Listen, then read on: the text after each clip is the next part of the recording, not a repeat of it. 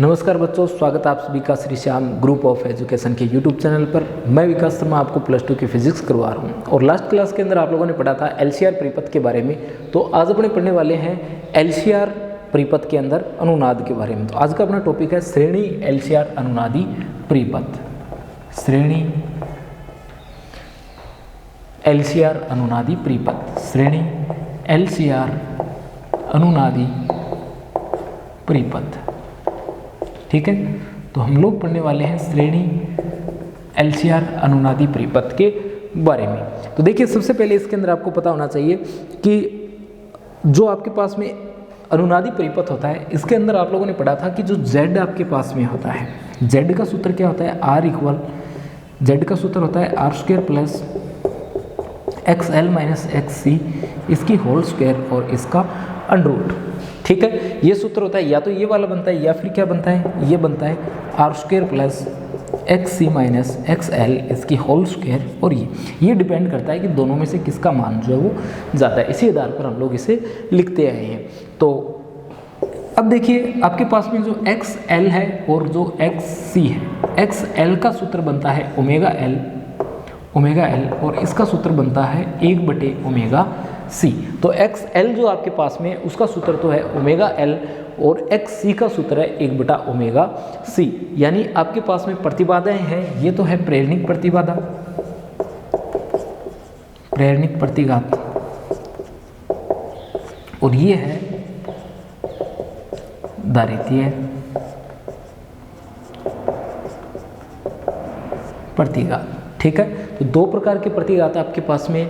अब अगर आप लोग क्या करते हो, आवर्ती ओमेगा को बढ़ाते हो, अगर ओमेगा के मान को क्या करते हो आप लोग बढ़ाते हो, तब XL इक्वल ओमेगा L जो सूत्र है, इसके अंदर अगर ओमेगा बढ़ेगा तो XL का मान भी क्या हो जाएगा, बढ़ जाएगा। दूसरा आपके पास में XL इक्वल जो 1/ओमेगा C है, यहाँ से अगर ओमेगा आप लोग बढ़ाते हो तब XC का मान क्या हो जाएगा, कम हो जाएगा। यानी यहाँ से अगर ओमेगा को बढ़ा देते हो तब XL तो बढ़ेगा परंतु XC का मान क्या हो जाएगा, कम हो जाएगा। अगर आप लोग करते हो इसका उल्टा, ओमेगा को करते हो कम, तब क्या होगा, XL इक्वल ओमेगा L के अकॉर्डिंग ओमेगा को आपने कम किया तो ओमेगा को कम करने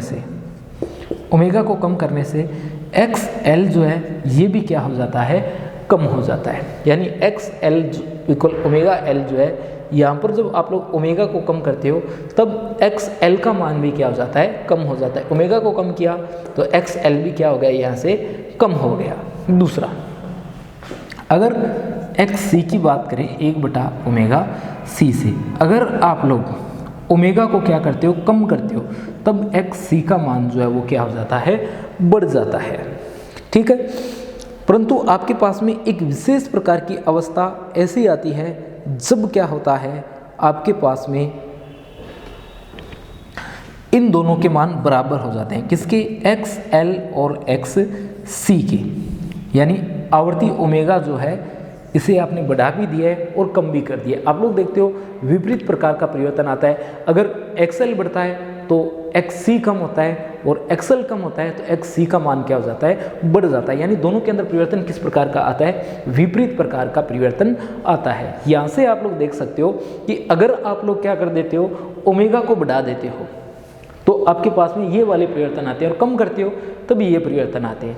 एक अवस्था आपके पास में ओमेगा की ऐसी आती है जिसके अंदर XL और XC जो है दोनों मान क्या हो जाते हैं, बराबर हो जाते हैं। यानी XL और XC के मान क्या प्राप्त हो जाते हैं, बिल्कुल बराबर प्राप्त हो जाते हैं। ये जो अवस्था है ये एक विशेष प्रकार की अवस्था है जिसे अनुनाद के नाम से जानते हैं, या अनुनादी अवस्था के नाम से हम लोग जिसे जानते हैं। तब ये कौन सी अवस्था है, तब ये आपके पास में अनुनादी अवस्था है। इस अवस्था को अपने विद्युत अनुनाद कहते हैं। और जो आपके पास में परिपथ है, इस अवस्था के अंदर जो आपके पास में परिपथ है, इसे कौन सा परिपथ कहते हैं, इसे कहते हैं श्रेणी अनुनादी परिपथ। इसे जाना जाता है श्रेणी अनुनादी परिपथ। और इस अवस्था के अंदर आप लोग देख सकते हो कि जब XL और XC बराबर हो जाते हैं तब परिपथ जो है उसकी प्रतिबाधा न्यूनतम हो जाती है, जो किसके बराबर होती है, प्रतिरोध R के बराबर होती है। और जब ये प्रतिरोध R के बराबर होती है उस समय प्रतिबाधा का मान जो है वो क्या हो जाता है, न्यूनतम हो जाता है और सीधा किसके बराबर हो जाता है, प्रतिरोध R के बराबर हो जाता है। और परिपथ में धारा जो है उस धारा का मान अधिकतम प्रवाहित होता है। ठीक है, यानी परिपथ में धारा जो है वो कितनी प्रवाहित होती है, अधिकतम धारा प्रवाहित होती है। अब जो आपके पास में दो फॉर्मूले लिखे गए हैं, इन दोनों में से किसी भी एक फॉर्मूले को हम लोग काम में लेते हैं और अनुनाद की अवस्था को प्राप्त करते हैं। देखिए Z इक्वल आपके पास में है are square plus x l minus x c, इसकी होल स्क्वायर और इसका अंडरूट। एक्स एल और एक्स सी बराबर है किसके, एक्स के। जब ये एक दूसरे के बराबर होते हैं तब आपके पास में एक्स एल माइनस एक्स सी का मान हो जाता है 0 और आपके पास में आ जाता है Z और आर स्क्वायर, यानी Z जो है वो किसके इक्वल आ जाता है, R के इक्वल आ जाता है। ये जो आपके पास में Z का मान है, ये आप लोग देख सकते हो कि ये Z का कौन सा मान है, ये Z का मिनिमम मान है जो किसके बराबर है, R के बराबर है। और इसमें परिपथ में से जो धारा प्रवाहित होती है वो धारा क्या होती है, अधिकतम होती है। परिपथ में से प्रवाहित होने वाली धारा का मान आपके पास में क्या होता है, अधिकतम होता है। क्यों, क्योंकि आपके पास में I0 जो है उसका सूत्र बनता है V0/Z मिनिमम। अगर मिनिमम टर्म का यहाँ पर भाग जाएगा तब आपके पास में मान जो आएगा करंट का वो क्या आ जाता है, अधिकतम आ जाता है। ठीक है, तो आपके पास में जो श्रेणी अनुनादी परिपथ है, इसमें अनुनाद की अवस्था में परिपथ से प्रवाहित धारा का मान क्या होता है, अधिकतम होता है। और अगर RMS के रूप में मान देखो तब IRMS बराबर VRMS/Z मिनिमम। ठीक है, Z मिनिमम और किसके बराबर, ये आ जाता है I मैक्सिमम के बराबर। ठीक है, ये IRMS का मान आपको प्राप्त हो जाता है, कितना, I मैक्सिमम VRMS/Z मिनिमम। और जिस आवृत्ति पर प्रतिरोध में धारा का मान अधिकतम होता है, वह आवृत्ति जिस पर परिपथ में धारा का मान अधिकतम होता है उसे जाना जाता है अनुनादी आवृत्ति के नाम से। ये कुछ एक बातें आप जो अपने लिख रहे हैं ये इंपॉर्टेंट रहेगी आपके लिए। अनुनादी आवृत्ति ओमेगा R से जिसे अपने लिखने वाले हैं और जिसका सूत्र निकालने वाले हैं। तो देखिए आगे इसमें, वह आवृत्ति जिस पर परिपथ में धारा का मान अधिकतम होता है, वह आवृत्ति जिस पर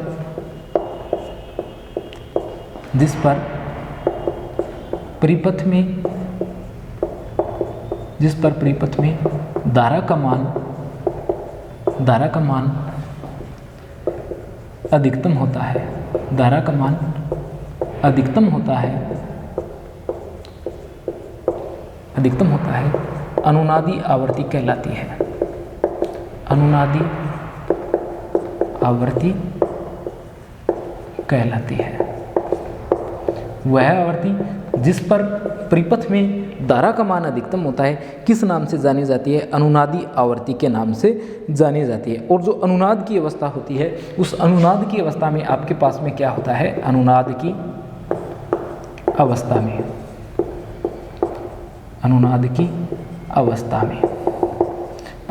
अवस्था में XL और XC जो है वो क्या होते हैं, एक दूसरे के बराबर होते हैं, यानी XC और XL जो है उनके मान आपको बराबर प्राप्त होते हैं। यदि अनुनादी कोणीय आवृत्ति ओमेगा R हो, अनुनादी आवृत्ति आपके पास में कितनी हो, ओमेगा R हो, तब देखिए यदि अनुनादी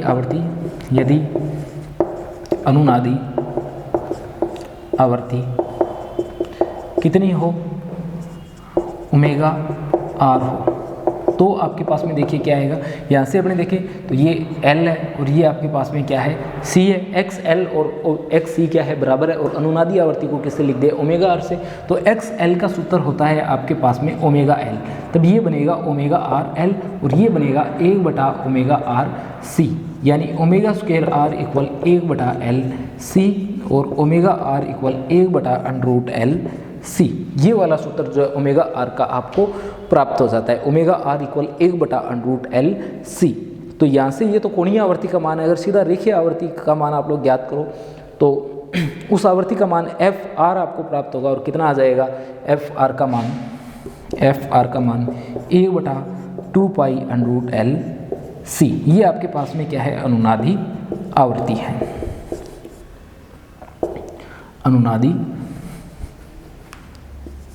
अनुनादी आवृत्ति ध्यान रखना ये अनुनादी रेखीय आवर्ती होती है और ये आपके पास में जो आवर्ती कौन सी होती है, ये अनुनादी कोणीय आवर्ती होती है। ठीक है, और रेखीय आवर्ती और ओमेगा जो आपके पास में कोणीय आवर्ती होती है उसका संबंध आप लोग जानते हो। तो यहाँ से आप लोग क्या लिख सकते हो, ओमेगा आर को 2 पाई एफ आर, और 2 पाई आगे चला जाएगा तब एफ आर किसके इक्वल आ जाएगा, 1/2 पाई अंडर एल सी के बराबर आ जाएगा। ये अनुनादी आवर्ती का मान आपके पास में है। और इस अवस्था में जो फेजर आरेख आपके पास में बनने वाला है वो फेजर आरेख देखिए क्या बनेगा।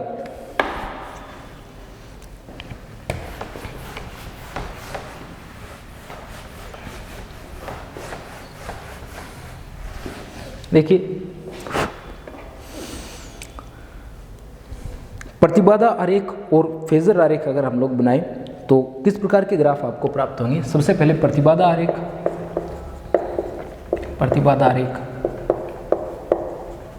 तो प्रतिबाधा आरेख तो आपको बिल्कुल इस तरीके से प्राप्त हो जाएगा। ये वाला आरेख, ये एक्स एक्स है और ये वाई और वाई डैश एक्स है। ठीक है, इस ओर आपके पास में आर का मान आ जाता है, ये आपके पास में एक्स एल और ये एक्स सी का मान आ जाता है। ठीक है, तो एक्स एल और एक्स सी दोनों क्या होते हैं आपके पास में बराबर होते हैं, जिससे ये जो मान है किसका आ जाता है, जेड का आ जाता है, जो किसके बराबर है, आर के बराबर है। दूसरा ये एक्स एक्स लिखा हुआ है, यहाँ ध्यान रखना, और ये वाई एक्स है। ठीक है, ये एक्स एक्स और वाई एक्स जो है वो लिखे गए हैं। अब देखिए इसके अंदर अगर आप लोग फेजर आरेख इनका खींचो तो फेजर आरेख देखिए किस प्रकार से आप लोग खींच सकते हो। तो धारा का मान आपके पास में अधिकतम होगा और समान कला के अंदर उपस्थित होते हैं कौन, वोल्टेज और करंट, यानी परिणामी वोल्टेज और करंट जो आपके पास में समान कला के अंदर उपस्थित होते हैं।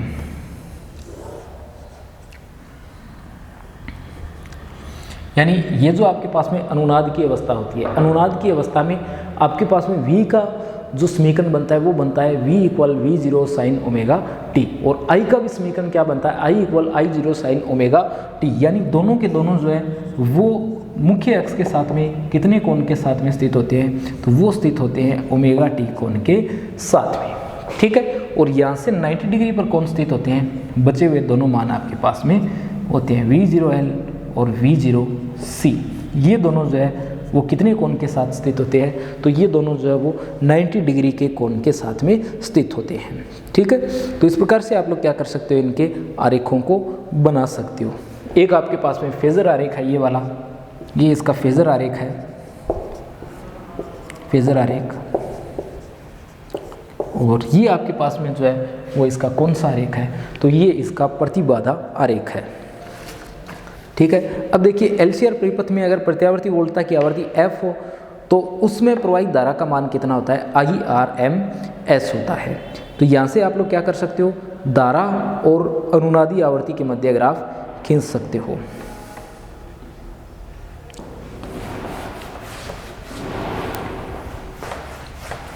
यानी आप लोग यहाँ से क्या कर सकते हो, एलसीआर श्रेणी एलसीआर परिपथ में प्रत्यावर्ती वोल्टता की आवर्ती F और प्रवाहित धारा कितनी होती है, IRMS होती है। तो इस आवर्ती F और IRMS के बीच भी आप लोग क्या कर सकते हो, ग्राफ खींच सकते हो। इस तरफ F है और ये आपके पास में क्या है, IRMS है। इन दोनों के मध्य अपने अगर ग्राफ खींचे तो ग्राफ देखिए आपको किस प्रकार का प्राप्त होगा। ये ग्राफ आपको कुछ इस तरीके से प्राप्त होगा।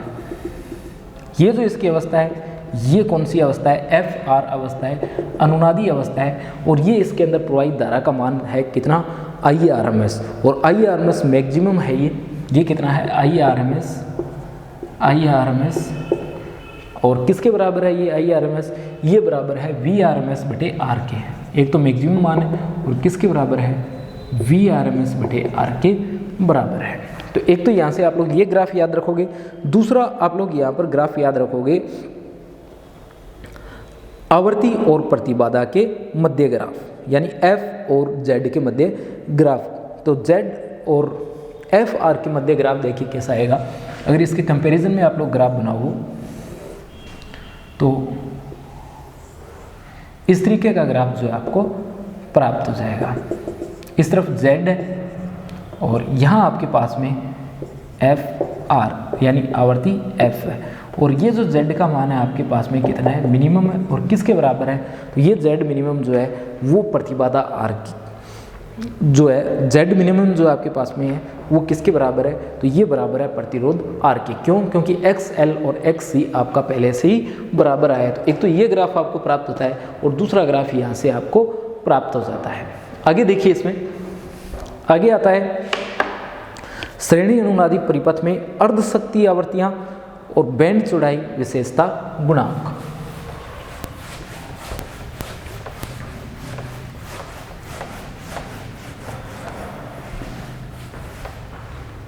यहाँ से नया टॉपिक अपना शुरू हो जाता है कि जो श्रेणी अनुनादी परिपथ में उसमें अर्ध शक्ति बिंदु आवर्तियाँ, बैंड चौड़ाई और विशेषता गुणांक का मान हम लोग किस प्रकार से ज्ञात कर सकते हैं। तो सबसे पहले यहाँ पर अपने देखने वाले हैं अर्ध शक्ति बिंदु आवर्ती को। ठीक है, अर्ध शक्ति बिंदु या आवर्ती। सबसे पहला पॉइंट आता है, ये नए पॉइंट है और अलग से पॉइंट है, पीछे वाला टॉपिक अपना कंप्लीट हो गया है। अर्ध शक्ति बिंदु, अर्ध शक्ति बिंदु या अर्ध शक्ति बिंदु या आवर्तियां।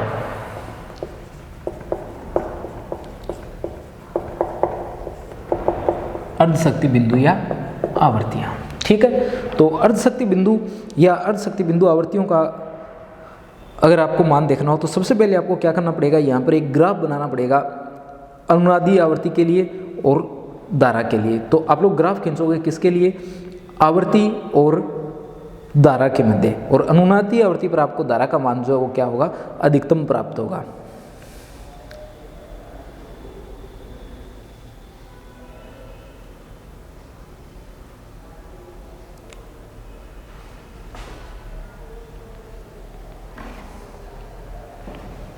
देखिए, इस तरीके से आपको पहले ग्राफ खींचना पड़ेगा यहाँ पर। ठीक है, और इसमें ये ग्राफ आपको प्राप्त होगा। इस तरफ आवर्ती f है और यहाँ अपने IRMS है, IRMS। ये IRMS का अधिकतम मान है जो अनुनादी आवर्ती f r पर प्राप्त हो रहा है। और यहाँ से आपके पास में f1 और f2 दो आवर्तियाँ मिल रही है, एक f1 मिल रही है और एक आपको मिल रही है f2। ठीक है, यहाँ से दो आवर्तियाँ मिल रही है आपको, और इन आवर्तियों पर जो पॉइंट है उन्हें अगर अपने देखें तो ए और बी से आप लोग लिख सकते हो इन पॉइंटों को। सेम ऊंचाई पर है ये ए और बी यहाँ पर, और ये आपके पास में जो मान है ये क्या है, IRMS का मैक्सिमम मान है। अनुनादी आवर्ती जो होती है उस पर प्रवाहित धारा का मान क्या होता है, अधिकतम होता है। परंतु आप लोग देख सकते हो ग्राफ से कि जो आपके पास में अनुनादी आवर्ती है, इस अनुनादी आवर्ती से आप लोग चाहे कम आवर्ती की ओर जाए या अधिक आवर्ती की ओर जाए, यानी अनुनादी आवर्ती के बाद में आवर्ती का मान चाहे कम हो या ज़्यादा हो, दोनों ही कंडीशन के अंदर धारा का मान क्या हो रहा है, कम हो रहा है। जैसे ये धारा का मान अधिकतम है, अगर कम करते हैं तब भी यहाँ पर धारा कम होती है, और ज़्यादा करते हो तब भी धारा का मान क्या प्राप्त होता है, आपको कम प्राप्त होता है। यानी अनुनादी आवर्ती की दोनों तरफ धारा का मान क्या होता है, कम होता है। यहाँ से आप लोग क्या लिख सकते हो, यहाँ से आप लोग लिख सकते हो IRMS मैक्सिमम बटा √2, IRMS मैक्सिमम बटा √2। ठीक है, यानी आपके पास में f1 और f2 जो आवर्तियां हैं, ये दो ऐसी आवर्तियां हैं जहां धारा का मान अधिकतम मान का, यानी अनुनादी आवर्ती पर जो आपका मान है उसका कितना रह जाता है, 1/√2 गुना रह जाता है। और शक्ति जो है वो भी क्या रह जाती है, आधी रह जाती है। जो शक्ति होती है वो किसके समानुपाती होती है, I²R सूत्र के अनुसार धारा के वर्ग के समानुपाती होती है, वो भी क्या रह जाती है, आधी रह जाती है। इसलिए इन बिंदुओं को किस नाम से जानते हैं, अर्ध शक्ति बिंदु के नाम से जानते हैं। ठीक है, फिर से आपको सारी बातें बताता हूँ कि अर्ध शक्ति बिंदु जो है वो आपको किस प्रकार से बतानी है। आपको क्या करना है, अनुनादी आवर्ती FR देखनी है। अनुनादी आवर्ती पर आप लोग देखते हो धारा का मान जो वो कितना होता है, अधिकतम होता है, यानी IRMS जो होता है वो कितना होता है, अधिकतम होता है। किस पर, अनुनादी आवर्ती पर। परंतु अनुनादी आवर्ती के दोनों ओर चाहे आप लोग आवर्ती का मान घटा दो, चाहे आप लोग आवर्ती का मान बढ़ा दो, अनुनादी आवर्ती के दोनों तरफ आवर्ती कम करने पर या ज़्यादा करने पर धारा का मान क्या होता है, कम होता है। यहाँ से आप लोग ग्राफ से ये सारी बातें देख सकते हो। परंतु दो आवर्तियाँ F1 और F2, दो अनुनादी आवर्ती के दोनों तरफ दो आवर्तियाँ आती है, एक F1 और एक F2। ये दो आवर्तियाँ ऐसी होती है जहाँ पर धारा का मान जो है, धारा का मान जो है वो अधिकतम मान का 1/√2 गुना रह जाता है। यानी धारा का अधिकतम मान जो है IRMS मैक्सिमम, इसका कितना रह जाता है, 1/√2 गुना रह जाता है। इसे अपने किस नाम से जानते हैं, इन दोनों बिंदुओं को अपने जानते हैं अर्धशक्ति बिंदु के नाम से। क्यों? क्योंकि आपको पता है कि जो शक्ति होती है वो धारा के वर्ग की क्या होती है, समानुपाती होती है। P = I²R फॉर्मूला जो लिखते हैं वहाँ से P जो है वो क्या है, I² के समानुपाती है। यानी 1/√2 अगर आप लोग करते हो तो उसकी स्क्वायर करोगे तो वो कितना हो जाएगा, 1/2 हो जाएगा। ठीक है, यानी इन बिंदुओं पर धारा कितनी रह जाती है, अधिकतम मान की 1/√2 गुना, तब धारा का मान कितना बनेगा, 1/2। यानी शक्ति जो है वो कितनी रह जाती है, आधी रह जाती है। इसलिए इन बिंदुओं को किस नाम से जानते हैं, अर्धशक्ति बिंदु के नाम से जानते हैं। और यहाँ जो आवर्ती आपके पास में F1 और F2, इन्हें जाना जाता है अर्धशक्ति बिंदु आवर्तियों के नाम से, कि ये जो आवर्तियाँ हैं कौन सी है, अर्धशक्ति बिंदु आवर्तियाँ हैं। आगे बढ़ते हैं अपने इसमें और देखते हैं बैंड चौड़ाई या बैंड विस्तार को। तो अर्धशक्ति आवर्तियाँ जो होती है इनके मध्य आवर्ती अंतराल जो होता है उसे परिपथ का क्या कहते हैं, बैंड चौड़ाई कहा जाता है। नेक्स्ट टॉपिक देखिए इसमें, बैंड चौड़ाई।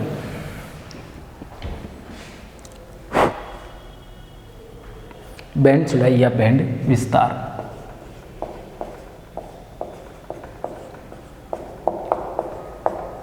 बैंड चौड़ाई या बैंड विस्तार। ठीक है, तो आपके पास में टॉपिक क्या है, बैंड चौड़ाई या बैंड विस्तार।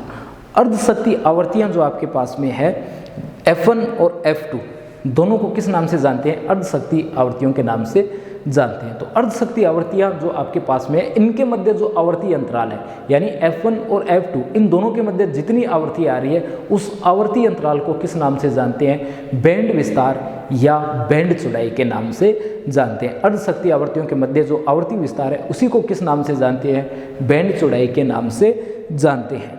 और बैंड चौड़ाई का मतलब क्या हो गया, बैंड चौड़ाई का मतलब हो गया F2 - F1, यानी बैंड चौड़ाई जो है, बैंड चौड़ाई, इसका मतलब क्या हो गया, बैंड चौड़ाई का मतलब हो गया F2 - F1 का मान ज्ञात करना। इसी को अपने किस नाम से जानते हैं, बैंड चौड़ाई के नाम से जानते हैं। तो देखिए अर्धशक्ति आवृत्तियों F1 व F2 पर, अर्धशक्ति आवृत्तियों F1 व F2 पर अपने सबसे पहले लिखेंगे अर्धशक्ति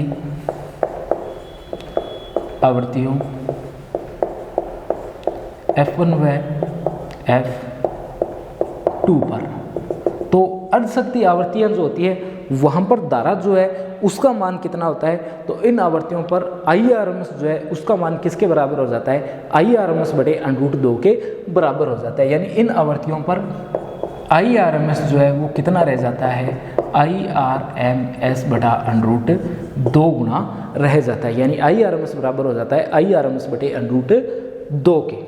ठीक है, अब अपने क्या करते हैं, अधिकतम मान का 1/√2 गुना रह जाता है, कि यहाँ पर धारा जो है वो कितनी रह जाती है, अधिकतम मान की 1/√2 गुना, जिससे शक्ति क्या हो जाती है, आधी हो जाती है। अब अपने मान रख देते हैं IRMS का। तो IRMS का मान रखने पर देखिए क्या आएगा,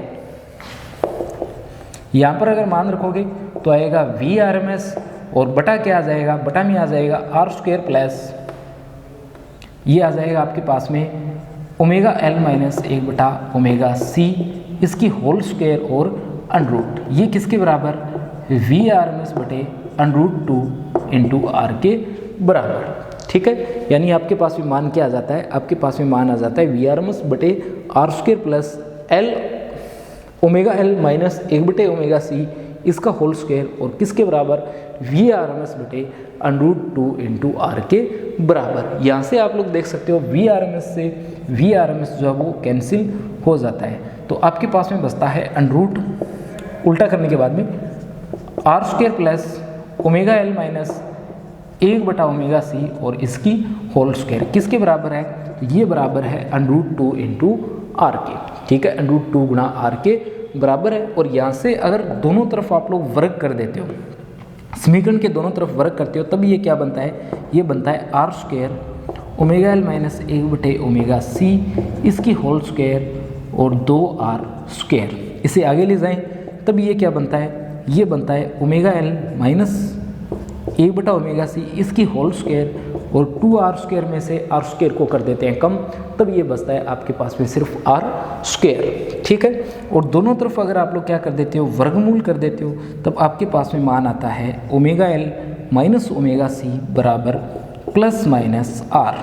ठीक है, ये मान जो आपके पास में आ जाता है किसका, दोनों आवृत्तियों के लिए ओमेगा एल माइनस 1/ओमेगा सी का। ठीक है, omega L minus omega C बराबर प्लस माइनस r। बिंदु ए के लिए और बिंदु बी के लिए देखिए मान कितना आएगा, तो अपने दो मान लिखेंगे बिंदु ए के लिए और बिंदु बी के लिए। तो सबसे पहले लिखेंगे बिंदु ए के लिए, बिंदु ए के लिए, बिंदु ए की। देखिए आज ये अपना टॉपिक कंप्लीट होगा नहीं, इसे अपने नेक्स्ट क्लास में कंप्लीट करेंगे, पर कुछ एक बातें यहाँ से मैं आपको बता देता हूँ, दो समीकरण बना करके अपने छोड़ देते हैं। तो बिंदु ए के लिए आप लोग क्या लिख सकते हो, यहाँ से लिख सकते हो ओमेगा L1 माइनस 1/ओमेगा C1 किसके बराबर, तो ये आ जाता है आपका माइनस का r, और ये आ जाती है समीकरण 1। ठीक है, ये क्या बन जाती है समीकरण 1, ओमेगा L1 माइनस 1/ओमेगा C1 इक्वल माइनस का r। ठीक है, बिंदु ए कहाँ है, तो बिंदु ए है अपना ग्राफ में। इसी तरीके से बिंदु बी के लिए, तो बिंदु बी के लिए देखिए कितना आएगा, ये आएगा ओमेगा L2 माइनस 1/ओमेगा, आपके पास में L1 L2 जो है इनके मान नया करके आपके पास में मान आएंगे ओमेगा 1 और ओमेगा 2 के। ठीक है, यहाँ से आपके पास में ओमेगा 1 और ये भी कितना बनेगा, ओमेगा 1 बनेगा। तो एक तो आपके पास में आ जाएगा ओमेगा 1L और माइनस में आ जाएगा 1/ओमेगा 1C किसके बराबर है, ये मान माइनस के r के बराबर है। और बिंदु बी के लिए जब आप लोग इसे लिखोगे तब देखिए बिंदु बी के लिए क्या लिखेंगे, बिंदु बी के लिए लिखेंगे ओमेगा 2L माइनस 1/ओमेगा 2C बराबर प्लस का r, और ये समीकरण 2। ठीक है, समीकरण 2 आपको यहाँ पर प्राप्त हो जाएगी, ओमेगा 2L माइनस 1/ओमेगा 2C बराबर प्लस का r। देखिए इसके बाद में बचा हुआ पार्ट अपने नेक्स्ट क्लास में पढ़ेंगे, पर ये कुछ एक मान मैं आपको बताता हूँ कि बिंदु ए और बी कहाँ था। तो आपने थोड़ी देर पहले ये ग्राफ बनाया था, ठीक है, ये ग्राफ हम लोगों ने बनाया था। यहाँ आपके पास में था FR और यहाँ था आपके पास में F1 और F2। ठीक है, और ये मान था आपके पास में IRMS और ये था 0। ठीक है, तो यहाँ आपके पास में थे बिंदु ए और बी, ये था बिंदु ए और ये आपके पास में था बिंदु बी। ठीक है, तो बिंदु ए और बी कहाँ थे, तो ये आपके पास में बिंदु ए था और ये आपके पास में था बिंदु बी। बिंदु ए के लिए आप लोग देख सकते हो आवृत्ति कितनी है, F1 है। अगर कोणीय आवृत्ति की बात की जाए तो यहाँ कोणीय आवृत्ति कितनी होगी, ओमेगा 1, और यहाँ कोणीय आवृत्ति कितनी होगी, ओमेगा 2। इसलिए यहाँ समीकरण में ओमेगा 1L और 1/ओमेगा 1C और क्या लिखा है, माइनस का r लिखा है। और यहाँ आप लोग देख सकते हो बिंदु बी के लिए, बिंदु बी के लिए आपके पास में क्या है, तो आपके पास में ओमेगा 2L माइनस 1/ओमेगा 2C और प्लस का r। ठीक है, यानी यहाँ आपके पास में बिंदु बी के लिए तो है आवृत्ति ओमेगा 2 या F2, कोणीय आवृत्ति ओमेगा 2 और रेखीय आवृत्ति F2 है। और बिंदु ए के लिए आपके पास में है ओमेगा 1 या F1। और यहाँ से आपको क्या करना है, समीकरण 1 और 2 को हल करके F2 माइनस F1 का मान ज्ञात करना है, जिसके बारे में अपने पढ़ने वाले हैं नेक्स्ट क्लास में। ठीक है।